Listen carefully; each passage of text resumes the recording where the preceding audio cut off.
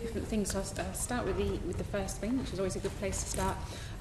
Last week we had evidence from this incredibly inspiring young man called Gavin, who'd been a looked after child who'd started an apprenticeship at Hull Training, and he talked about how doing the apprenticeship had transformed his life, and it was incredibly moving, and he's an incredible young man.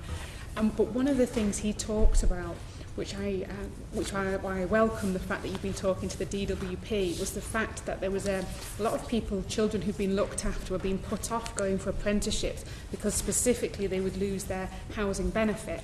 Now, he had a man called, who he referred to as Phil, as his PA, who supported Gavin and who helped him with the reapplication process that he had to go through for the benefit system so he could keep getting some benefits. But not everybody has access to people like that. So what more could the government do to support looked after children going to apprenticeships so that they don't have to reapply for benefits?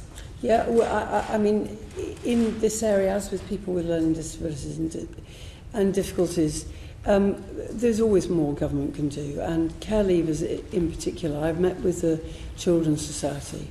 I did actually take the opportunity to ask them how many apprentices they had, because they employ 100 people. Because, you know, they should show by example.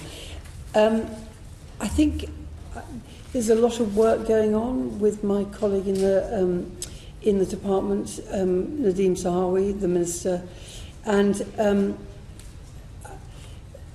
I think the difficulty with children in care is that often quite bespoke support is needed. There is the financial imperatives, but it's not just the financial imperatives. Yes. It's other support as well.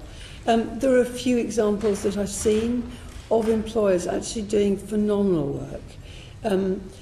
Trudy Harrison mentioned the Prince's Trust, who I know sometimes get involved in this area. So it's mentoring and the financial support as well, both of which matter.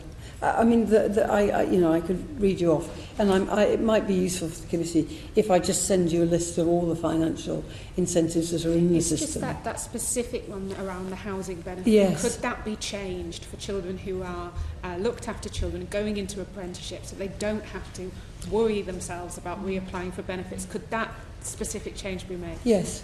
I would say yes, it will be DW, but I will talk to them specifically about that point. Just to clarify, sorry, obviously apprentices are in employment, and that means they aren't eligible for benefits for those who are not in work, and that may be the defining issue. But that's what I'm saying, something needs to be changed so that they are eligible. They are in work, an apprentice is in work. So you know, an apprentice is... Well, they are in work, they have a job, so they are eligible. If they're living on their own, they're eligible for all the benefits that somebody in work is eligible for.